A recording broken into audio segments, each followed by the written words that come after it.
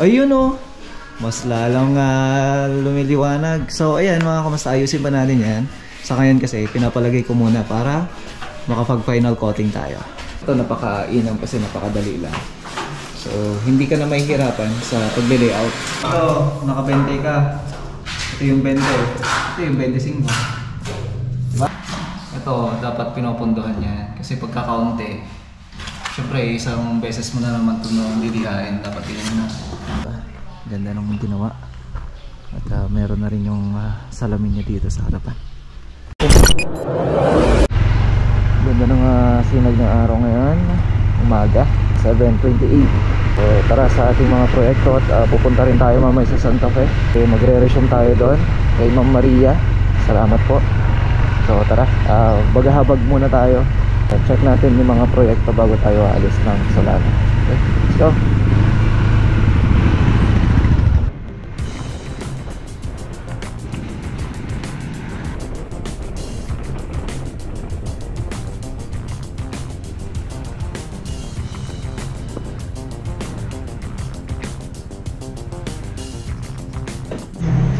Paghahabag project. Ayos na. Pintura na lang. Dito lang mo.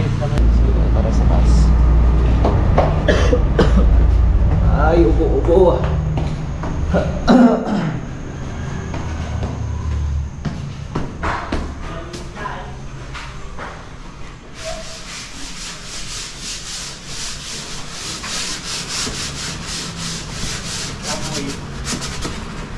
Ay.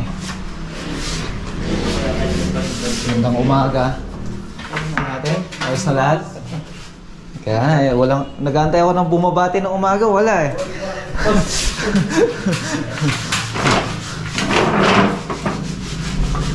Ayan, so masilya na. Lahat na to. Ayan, okay na rin dito. At ang isusunod na natin dito, tapos yung tiles muna. Dito na rin tayo sa taas. So ito yung fluted. Yan yung ikakabit dito sa isang room. So matatawas na ito mamaya para ma-clear na natin. Ito may fluted to, may fluted yung toss dito. So yun ang gagawin ng tropa ngayon para matapos na dyan sa parte na yan. Tapos dito naman kay Orly, yung pino-full weld nyo na lang lahat at grinding para matapos na rin. Ito dadagdagan pa natin yung ilalim niya. Kaya pinapinturahan ko muna para maisalpak yung dito sa parte na to. Ayan o, napakatibay na ito mga kamusta na. So yung may galaw wala. Ito ayos na to. At yung wine glass ay yung wine shelves na lang yung gagawin natin doon.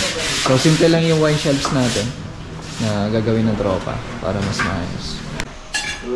Ayan, so layout tayo para sa ating wine cabinet. So open shelves lang naman siya. Na kung saan kasya ang tagtatatlong wine mga kamusta. So gamit yung laser leveler natin. Ito napaka-inam kasi napakadali lang. So hindi ka na mahihirapan sa pag-layout.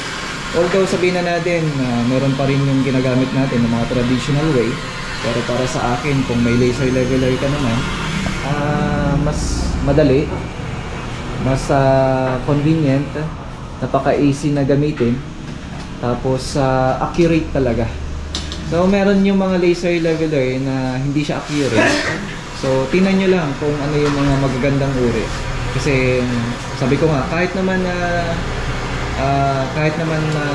China made, kasi China made naman lahat yan eh. Yun nga lang, kung paano mo lang siya ingatan. At the same time, para sa akin kasi makikita mo naman eh, malalaman mo yan kung accurate talaga. So yan, kagaya niya. Imbes na gagamitan mo sana ng hulog, madali na lang. Kasi nga, may laser ka na. So may skwala ka na dito sa baba, tapos naka-laser na tayo dito sa taas. Diba? Tapat-tapat lang yan. So ang kainaman yan 16 lines o kaya 12 lines. Ito 12 lines lang ito mga kamusta, pero okay na siya. So ayan, ano ang gagawin ng tropa ngayon?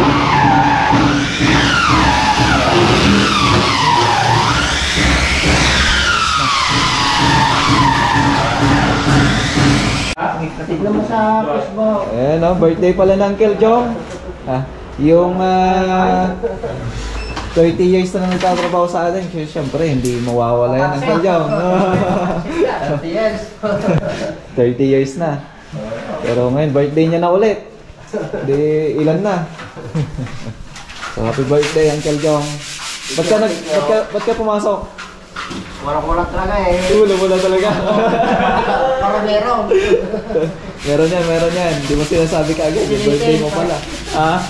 Nahihilig lang para may So, preparation ng tropa dito ngayon. At pupunta na rin tayo sa paghahabag to. Tapos diretso tayo ng Rojas tsaka Huacal. Para tayo bibiyahe. Yan, so ito yung paraan namin pagka magpipintura tayo ng mga doors. So ito yung pinaka-ilalim niya. Pero pagka ito ay gagamitin naman sa may pinaka-hangin niya, yung pinakataas niya naman ang lalagyan natin. Yan, so ito na rin yung tiles natin. So mag-aspang to. Yan ang gagamitin natin dito sa floor natin dito. So sabi ko wag muna natin ikabit sa ngayon kasi ginagamit nila yung sa parte na yan. Patapos ko muna yung taas, then okay na tayo. So naka-first coating pa lang yung mga yan. Then final coating na lang. So tara, sa maghahabag to project muna tayo. Ito yung aluminum kong ginagawa. Pagka umaga talaga pinapasyalan ko para malaman natin kung ano yung mga kailangan at saka mga ipapatrabaho natin. And then syempre kapag naikutan na natin yung ibang site, balik tayo ulit para ma-check natin kung tama ba o may adjustment sa mga ginagawa. Okay? So tara, ito naman tayo sa kabilang project.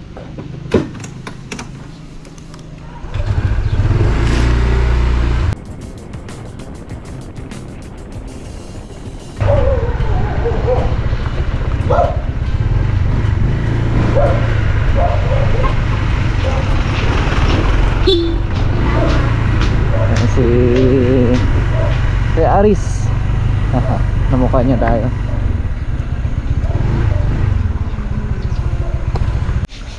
So dito na tayo sa site. Naibayaw.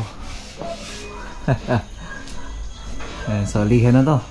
Wala pang pintura to pero tingnan nyo naman puting-puti no. Lalo pag naliha na talaga, papantay talaga yung kulay. Tapos dito naman final coating na. May ilaw na to. Yung cove nya. Ilaw mo nga. Tapos meron na rin yung mga pin lights natin. So pinakabit na natin yan nung last week. Yun. Ayun no.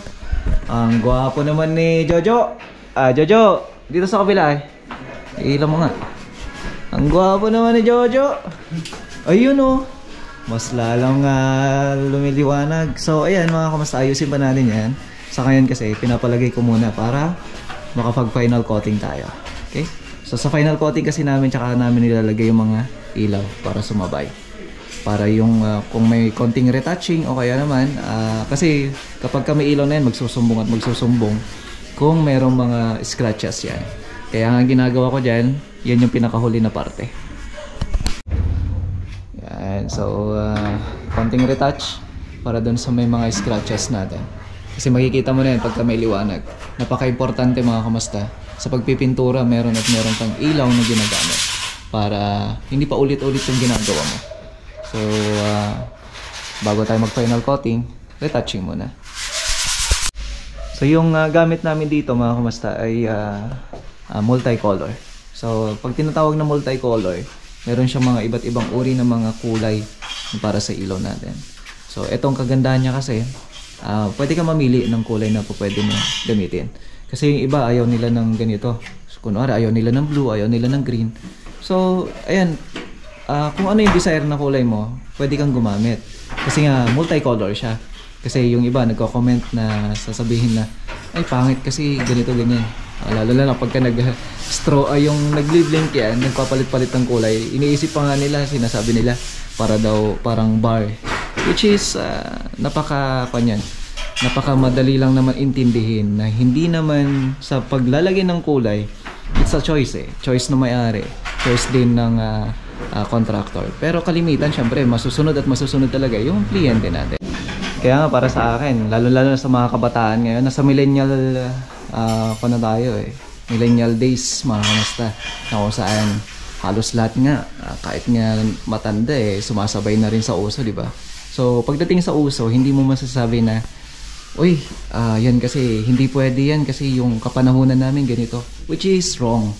Kasi pag millennial days, o kaya naman, yung sa ngayon, yung mga uso yung nasusunod, kailangan natin i-adapt na nandito na tayo sa panahon na ganito.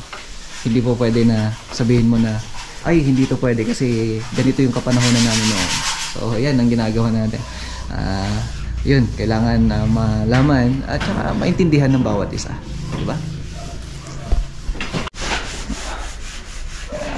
So, lihan na lang yan. Then, makakapagkulay na sila. Then, dito na rin. So, ayos na.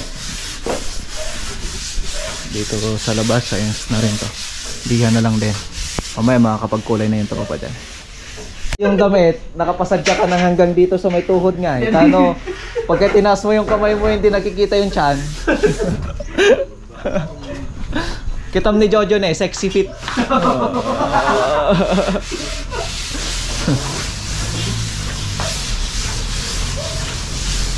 Ayan. So may mga sanding machine tayo pero mas prefer ko black yung gamitin para hindi sayang kasi yung sanding machine minsan nilulubog niya lalo yung mga tama o kaya lubog na parte.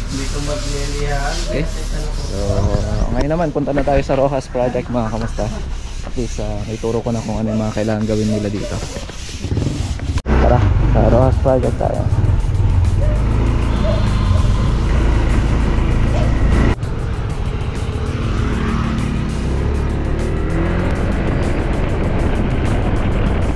Sa sentro.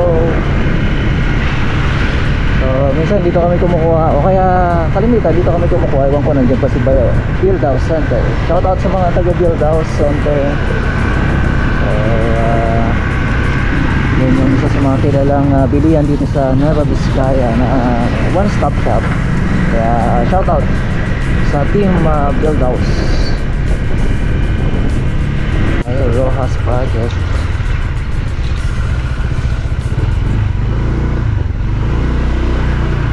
Naghahalo na yung tropa para dun sa plastering works.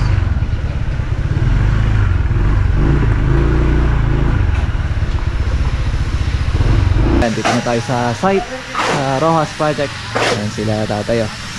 Shoutout na lang po. Ayan yung gitna. Tapos ang gisa. Ang gisa. Ito. Kasi ito. Parang bending ko.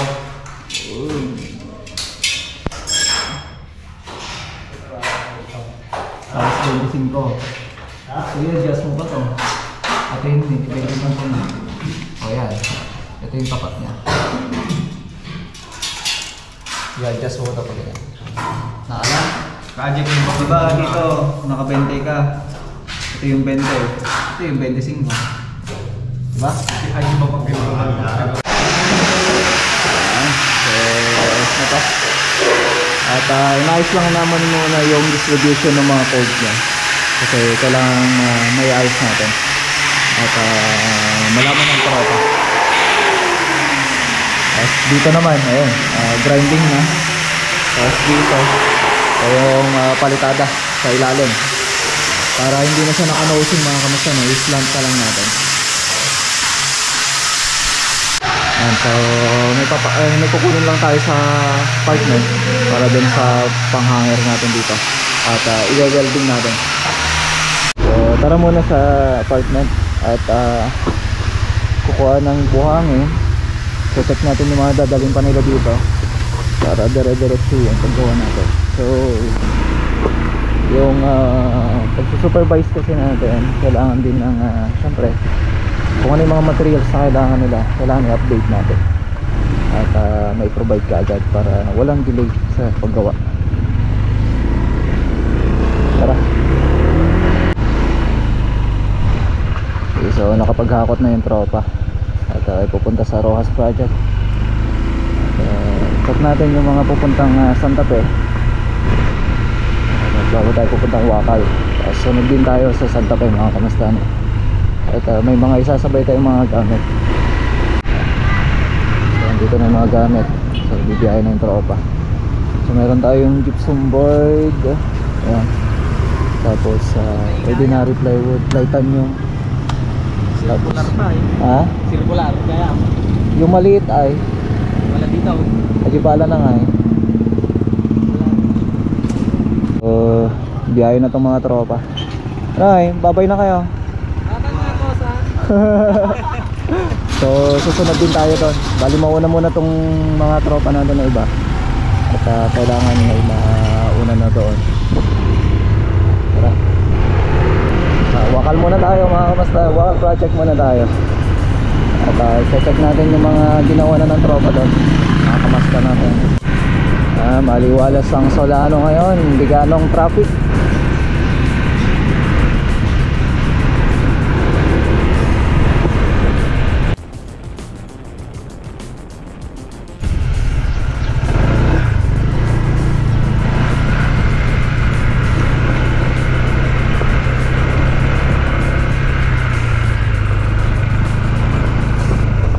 Tayo muli sa ating proyekto, Wakal Project. So eto yung isa pang gagawin dito na sinabi ni Madam ay etong gagawin nating ceiling, kasi ito yung mga ginawa nung una. Bali sabi nga ni Madam i-repair na lang natin kasi merong natuklap dito nung bumagyo. So yan, ayusin natin yan, then siguro papalitan na lang natin ng buo para mapalitan yung framings niya. Kasi importante dyan yung framing. Kasi ang nagpapalakas sa isa sa mga installation ay yung framing, syempre. So dito, pasok tayo. Ayan o. At dito sa labas may gagawin pa tayo dito soon. So may pinapataos lang tayo sa taas para magawa na yan. Bali, palibot na ito, ayos na yung pintura. Clearing na lang. Then sa may ating railings mga kamasta. So ito hindi pa nabaklas to. Ayan. So, lalo na gumaganda mga kamasta. At ito yung meron pa tayong gagawin dito sa part na ito. Ayan. So antayin na lang natin yung go signal nila Madam, kasi may ginagawa pa naman tayo sa taas. Although pwede naman na natin simulan ko sakali. Ayan, may bagong motor Kanino motor kaya to? Siguro kay Lester. Bagong bago sa taas. So meron na tayo dito yung gypsum board na 9mm. Ayun yung nilalatag nila Lester ngayon. Pero nagsisimulan na rin sila sa pintura. Ayan si Nelson. Ayan Nelson. At susunod pa natin pipinturahan ay etong mga baseboard. So meron na tayong pintura para sa baseboard mga kamusta na. Videographer ka pero dapat alam mo rin kung paano. Ito dapat pinopondohan yan kasi pagkakaunti, syempre isang beses mo na naman ito lilihain, dapat yun na. Mas maganda, may nakapondo ka na. Ayan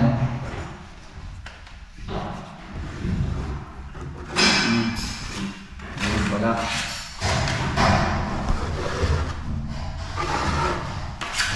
Kung manipis wala rin.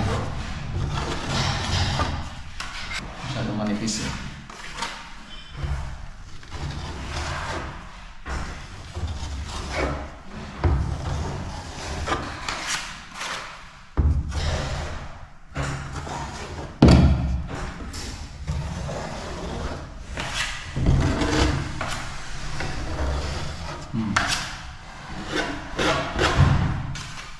Ito yung panggawa.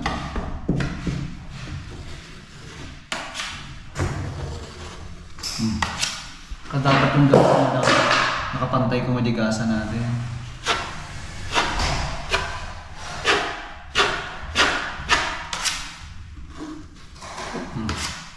Basta dapat ano naman maminsan.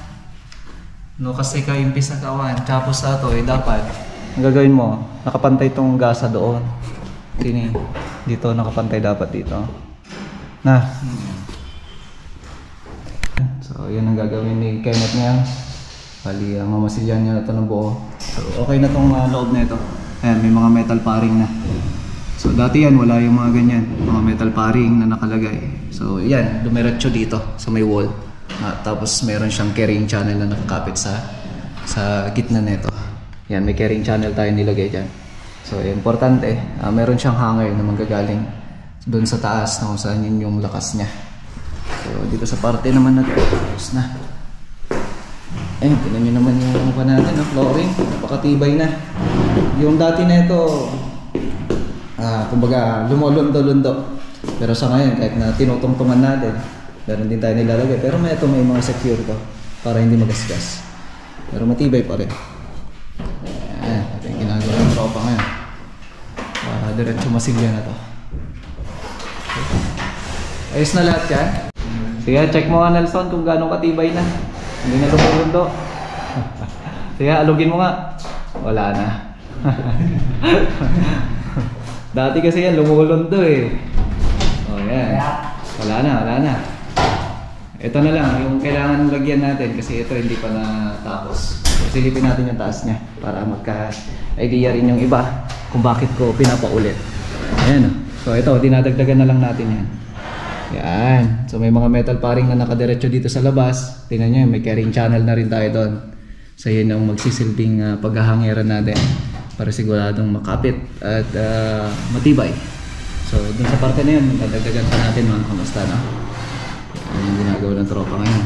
So dito, habang tinatapos, may nagmamasilya na rin para dire-diretso na. Diba? Yan, ginagawa natin yan. So matibay sa matibay na to. Tapos isa pa dito, naglagay na tayo ng metal padding dito para may guide at siguradong hindi maglulundo yan. So linis na. Tapos tatapusin na ni Nelson yan, parte niya. Tapos masilya na kami lahat-lahat para matapos na yung ceiling. Tapos ang susunod pa namin dito yung sala. Kasi may gagawin pa dito sa may sala. Ito, coffee. Tapos lahat ng high ceiling nito, itong mga ceiling na ito, ipapasecure na natin. Lalagyan natin ng carrying channel yung mga yan. Ayan, no? Congrats kay Lester. May bagong motor na naman. So, basta masipag, meron at meron, magkakaroon at magkakaroon. So ito, medyo habulin na lang namin yung gilid nito. Kasi para mas tuwid. Kailangan maging tuwid yan na maigi. Yan ang isa sa mga gusto kong i-maintain mga kamusta, yung straight niya talaga para kung sakali magkaroon ng ilaw yan, ayos na. Kung maaari nga sana to, i-request ko may ilaw na sana bago natin i-finish para hindi pa ulit-ulit yung trabaho kasi iba lang yung may ilaw yan, pero at least lalagyan, lalagyan pa rin to ng ilaw pero iba pa rin yung dire-diretso. Okay, yan o, ito pa yung isa sa mga i-repair namin, mga pin lights. Kasi lalaki ng mga butas ng mga naibutas dati.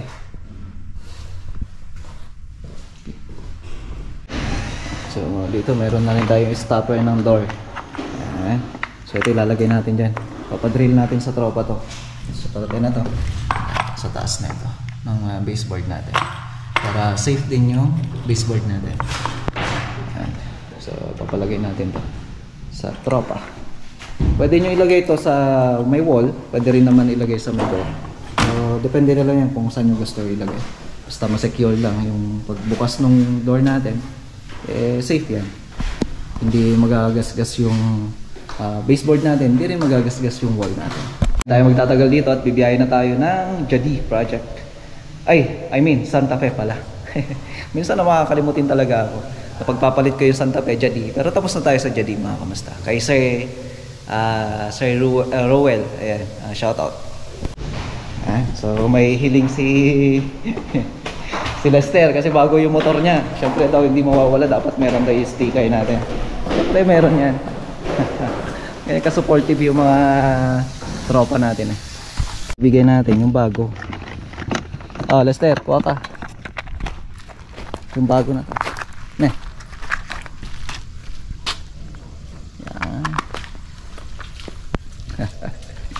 Bagong sticker.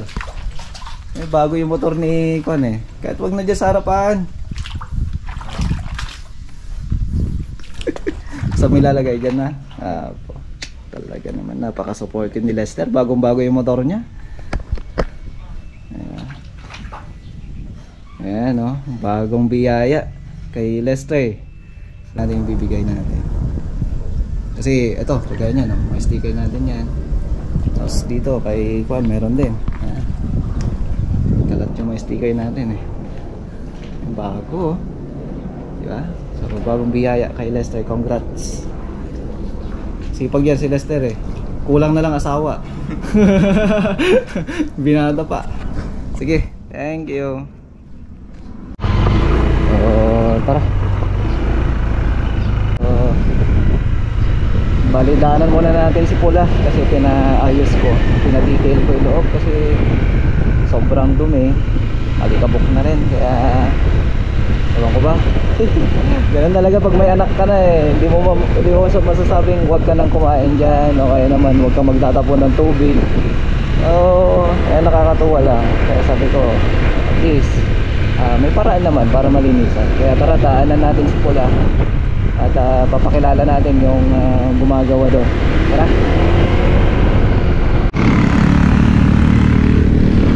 Ayan o. Ewan ko, binaklas natin yung loob niya. Wala na talaga. Okay, so nabaklas na nga yung loob. Nice one. Wala na laman o. Ayan, so baklas na nga itong lahat niya para malinisan na nila. So yun yung detail mga kamusta. Alisin lahat. Tapos linis na. Ayan o, linis na o. Laki ng pagbabago. Ba't itong mga tao alisin ata to para malis yung kalawang. Lahat malilinisan. Okay. Hi sir! Ayan, kumusta? Ayan, si RG's Garage. Nandito tayo ngayon. Diba? Basa pa yung carpet niya sir. Basa pa yung carpet niya. Oo, okay lang. Hindi naman nagmamadali. Para maayos. Ayan, tingnan nyo naman ang ginagawa nila dito. Detail, lahat na. All about garage talaga. Ayan o, tin, ceramic coating, detailing, accessories, paint, protection, film. Ayan. So dinala natin si Pula. Okay, pinasyalan lang natin. Sige. Okay, Sir RG, dito lang sa Solano yan. Solano, Nueva Vizcaya lang. Okay, so tara na mga kamusta. Mga ilang araw din yan para sulit. Ayan, RG's Garage. Sa mga naghahanap ng ayan, tint, ceramic coating, detailing, accessories, and paint protection. Dito lang kayo pumunta kay Sir RG mga kamusta. Located at ayan, sa Sea Oil, Solano, Rojas mga kamusta. Dito lang yan. Diba? Pakamura na, maganda pa ang servisyo. Dito sila Berhel.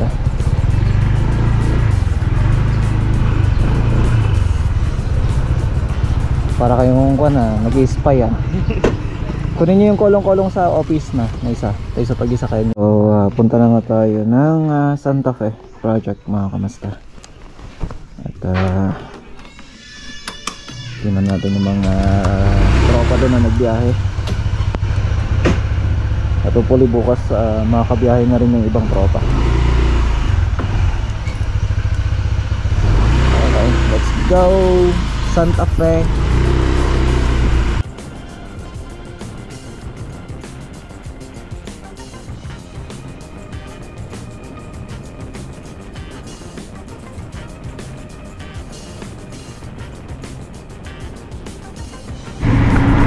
Bagbang, ngayon basta dito tayo sa Bagbang.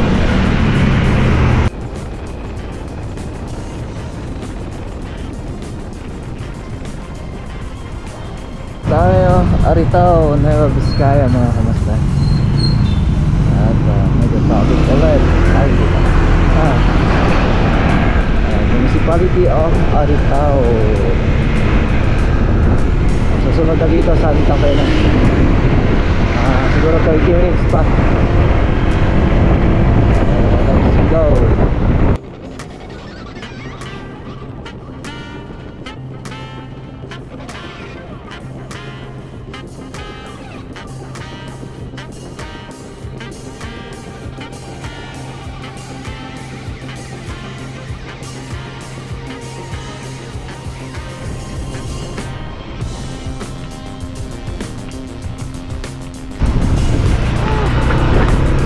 lamig talaga dito. Dito na tayo sa site. Sobrang lamig. Dapat talaga yung gloves mo dito full. Yung buo siya.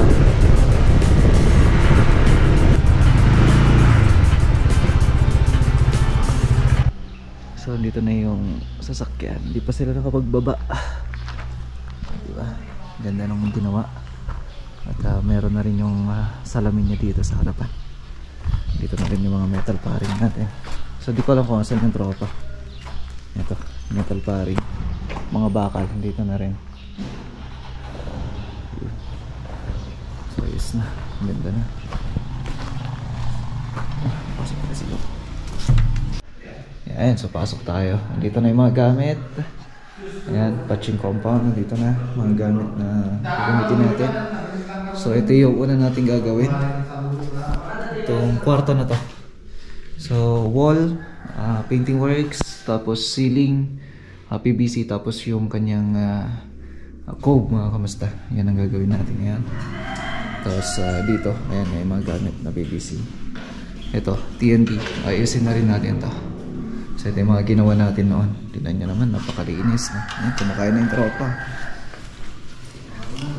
Late na yung pananghalian nila. So ito yung sink na gagawin. So itataas na natin kasi sobrang baba niya. Tapos to, tatakpan na rin natin to. Ceiling na rin to. Okay. So ito na yung gagamitin natin na granite, mga kamusta, no? Ewan ko kung magkano yung bili nila sa Wilcon to. So ito yung gagamitin natin. Bali para dun sa may sink natin dito. Tapos yung sink na gagawin natin dito. Pero dito modular cabinet, kaya dito na natin siya assemblein. Yan. Para mabilis at pipinturahan naman natin agad yan. Sino? Bubuyo boss, paikot-ikot. Visit ka. Ayan, so binababa na natin itong mga gypsum board. Yung plywood na playtime nyo, gagamitin natin sa ating cabinet. So may problema tayo dito sa parte na to. Itong na-deliver kina madam, napansin ko may mga buhangin na hindi siya buhangin na kundi putik. So tingnan nyo, nakakuha na to. Dumidikit pa rin dun sa may kuhan. So ibig sabihin putik to. So hindi to pwede. So sabi ko gagamitin na lang nila sa ibang kuhan siguro pag gagamitan. Kasi sayang, mga kamusta. Kasi ito dapat ganito yung buhay na buhangin. Yung walang dumidikit sa ating mga bato. Kasi makakompare mo yan eh. Tingnan nyo. Ito tuyo na rin to eh. Pero tingnan nyo, ang daming dumidikit sa bato. Ayan. Ito yung comparison niya. Ito, ang daming dumidikit na parang kulay brown, which is putik yun. Dito naman, wala. Diba? So dito sa pagkuha ng buhangin, mga kamusta, tsaka paggamit ng buhangin, dapat alamin nyo kung maganda yung uri ng buhangin. Kasi sayang. Kasi kagaya nito, ito, di naman halos nagdidikit-dikit to mga to. Gawa nga ng putik. Hindi siya yung buhangin talaga. Although buhangin naman siya, pero may halong putik. So ito yung sink na gagamitin natin sa ating gagawin, mga kamusta, no? So ito square type na uri ng sink. Ayan, no?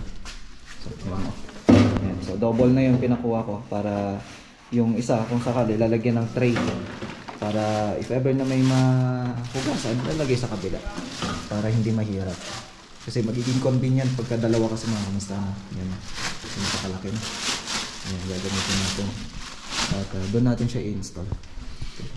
So yan yung kunin natin sukat niya. 80. 20 ay 45. Okay. So nakapaibabaw na ito, mga kamusta, no?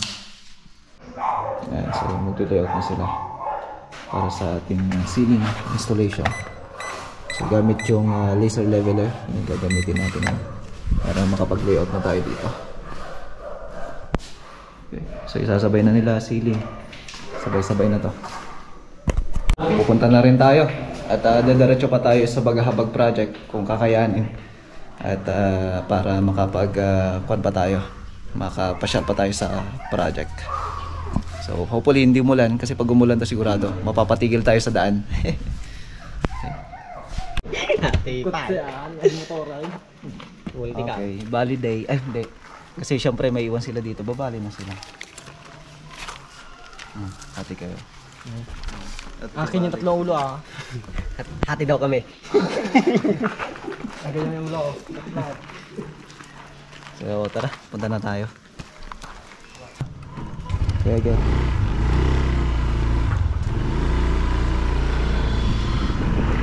Okay, so let's go. Bye-bye.